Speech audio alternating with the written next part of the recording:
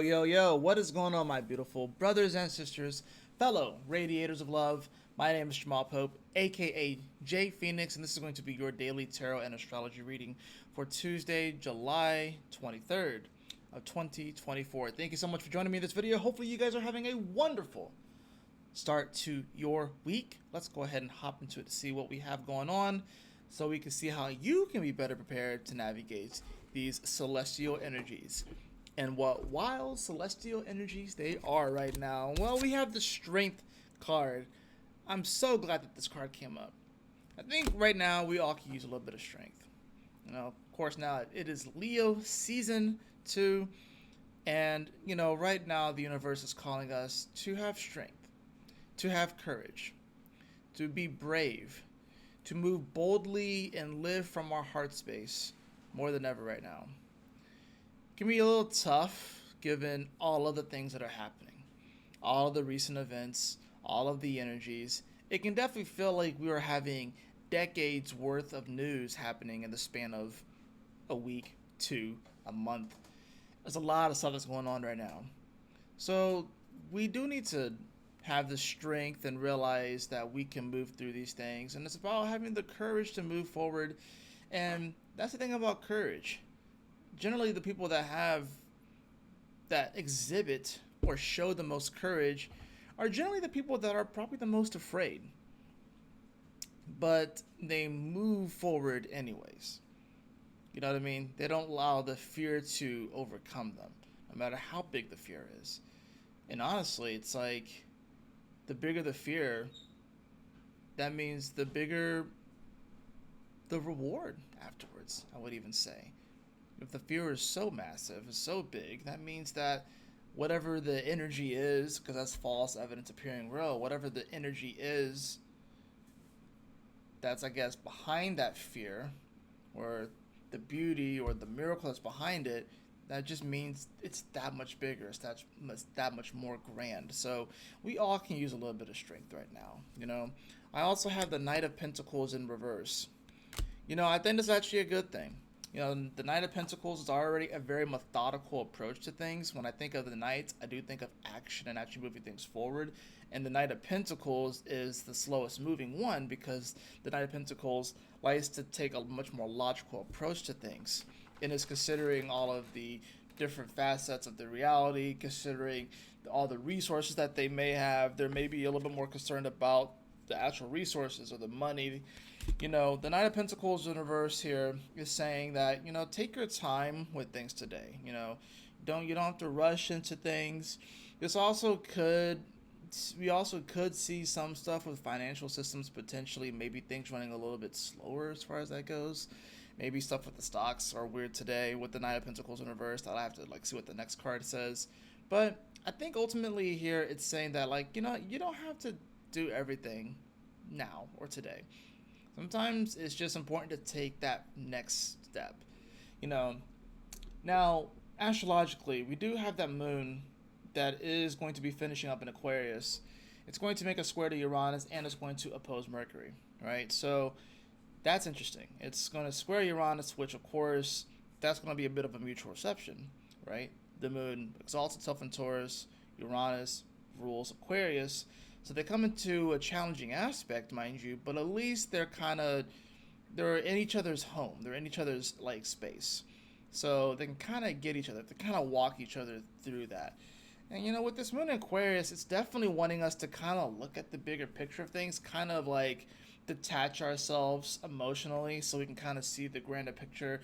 But then this square to Uranus, which is in Taurus, there's definitely this element where it is sort of I don't know why, but I'm getting this vision of someone up in the clouds kind of looking at humanity, and humanity is like a bunch of ants or whatever like that, kind of running around and stuff like that. But from up high, it can look a little bit slower. It's interesting, actually, if you think about it. It's when you're kind of in the moment, if you will, it's things can be moving so fast, but then when you kind of take yourself out and kind of have more of this bird's eye view, things do seem a little bit slower. It's kind of like being in an airplane. When you're in an airplane, you're looking down, the cars look like they're moving so slow, but that's just the perspective, and that's just because of your juxtaposition.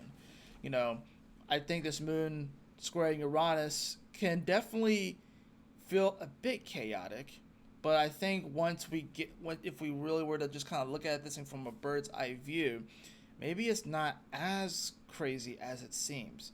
Maybe it does when we're in the moment of it, when we're in the flow of things, if you will. But maybe it's not as crazy as we're making out to be.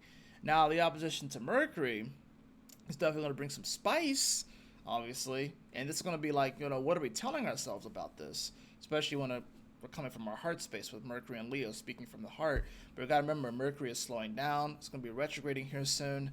It's in its shadow at this point. So it's, we don't have all the answers right now, right? And Mercury and Leo is a lot of people in many ways. It's going over the space that Venus retrograded. So it's like we're going to kind of be revisiting that whole Venus retrograde and Leo energy from last year. And, us questioning, what do we really want? What do we really desire? What do we find attractive? There's going to be, people are going to be thinking about that more. Then things temper off as that moon shifts into Pisces. And it will square Mars. And I think this is actually very good. I actually think this is needed. Even though the moon is making some difficult aspects today, I think once the moon moves into Pisces, it can kind of, in many ways, help to kind of wash over a lot of the energy over the last few days and can hopefully bring about some deeper spiritual perspective to all this. Now, the final card I have is the Eight of Swords. So, that's the thing. I feel like a lot of people are feeling like they are a bit trapped.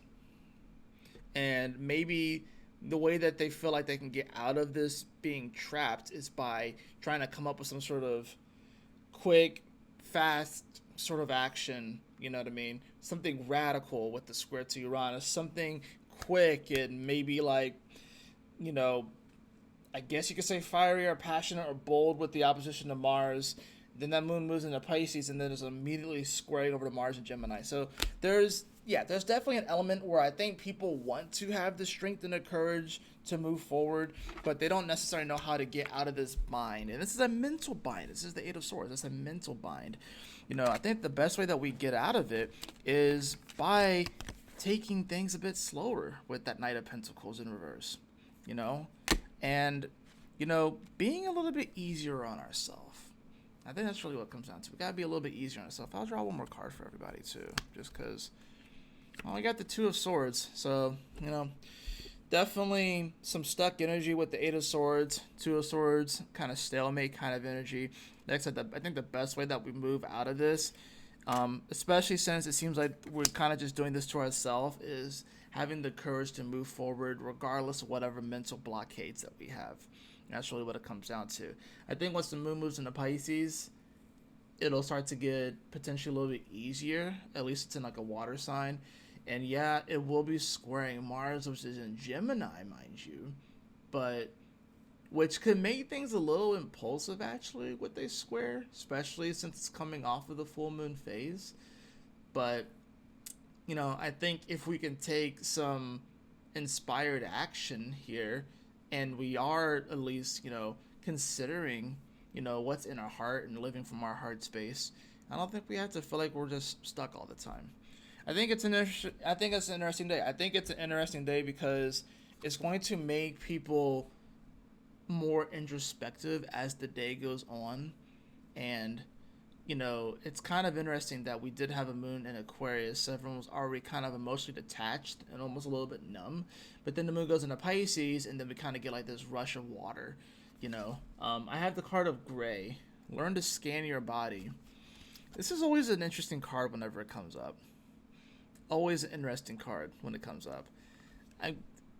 For me, it's sort of like, learning to scan your body. I think it's more so like, if you have maybe like an ache or a pain, I guess, I know different parts of the body can correlate with different things in our life as well, or different areas or different, like, I guess, states of being. This also can deal with the emotional and the mental body. It's not just the physical body. But, I think even just the color gray itself, I think what we kind of have coming here is that, like, the world is not as black and white as we think it is, and that there is a lot of gray area. There's a lot of in between. And I think people are really starting to come to grips with all of the gray area. It's not as black and white as we think it is, or as it was portrayed. There's a lot more in between. A lot more on the in between than on the extreme fringes of it. I think once we start to accept that, start to realize that and learn to be okay with it, and especially within our own lives, that, even ourselves, we exist on a spectrum, of many different spectrums, then I think that's when we can start to kind of get out of our own way, and not have as many of these mental blockades and stuff. I'll draw another card just because it's interesting. I got the card of Ruby again. I got this card for the full moon in Capricorn. So rejuvenate your body and then learn to scan your body. So definitely a lot of things coming down to meditation, and it looks like it's all starting from the root too. So anyways, that is going to do it for your daily astrology and tarot card reading. I trust that this message will assist you on your journey today. If you found this message at all helpful, definitely like, share, and subscribe. Definitely appreciate that. But y'all take care, stay blessed, have a wonderful Tuesday, and I will see you all for the next daily tarot card reading. And of course, Cosmic Convergence will be happening on Wednesday as well. I'll be scheduling that one soon. But I'll see y'all very soon again. Peace.